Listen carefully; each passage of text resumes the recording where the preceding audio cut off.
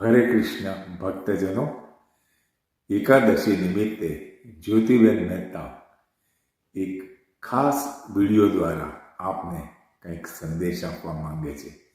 આ સંદેશને ધ્યાનથી સાંભળજો, કારણ કે જો આ સંદેશને તમે અનુસરવા લાગશો તો તમારું જીવન ધન્ય થઈ જશે.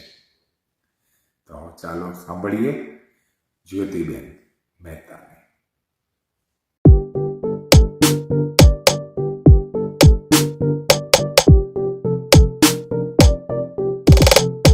હરે કૃષ્ણ. એક વાર બેનો હરિ ભજનમાં આવો ને. એક વાર બેનો હરિ ભજનમાં આવો ને.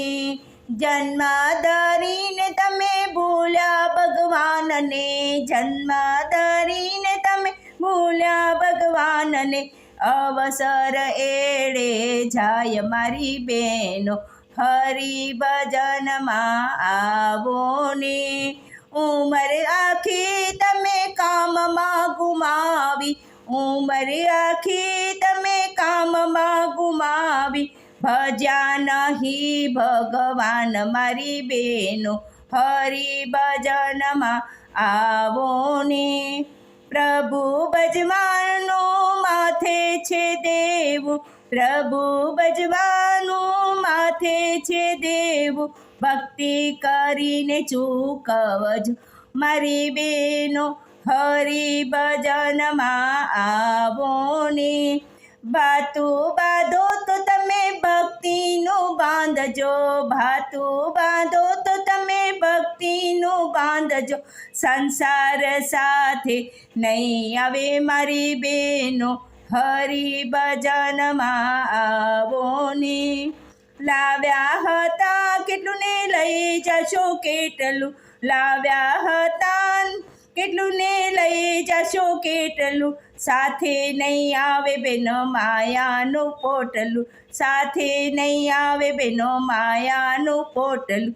અહીંયાનું અહીંયા રહી જશે બેનો, અહીંયા ને અહીંયા રહી જશે બેનો હરિ ભજનમાં આવો ને. હાથે કરો તે સાથે આવશે, હાથે કરો તે સાથે આવશે. પ્રભુ ભજનમાં ભળી જાવ મારી બેનો, પ્રભુ ભજનમાં ભળી જાવ મારી બેનો હરિ ભજનમાં આવો ને. એક વાર બેનો હરિ ભજનમાં આવો. ખરું કે છે ને જ્યોતિબેન, આ માયા કોઈ જ કામ નથી આવતી. આ જે પણ ભૌતિક વસ્તુઓ છે, આપણું પરિવાર છે, ભાઈ બહેન, માતા પિતા, બાળકો, બાળકોના બાળકો, આપણી મૂડી, આપણી પ્રોપર્ટી, આપણું બેંક બેલેન્સ, આપણું મકાન, આ બધું કશું જ કામ નથી આવતું. માટે હરિભજનમાં ચાલો ને. કેટલી સાચી વાત કીધી જ્યોતિબેન મહેતાએ. તો મિત્રો, જ્યોતિબેન મહેતાની આ વાતની આપણા ઉપર શું અસર થઈ છે કમેન્ટ બોક્સમાં ચોક્કસ લખશો. એ સાથે જ હું હેમંત વી ભટ્ટ આપ સૌની વિદાય લઉં છું. નમસ્કાર, ધન્યવાદ, જય શ્રી કૃષ્ણ પ્રભુ.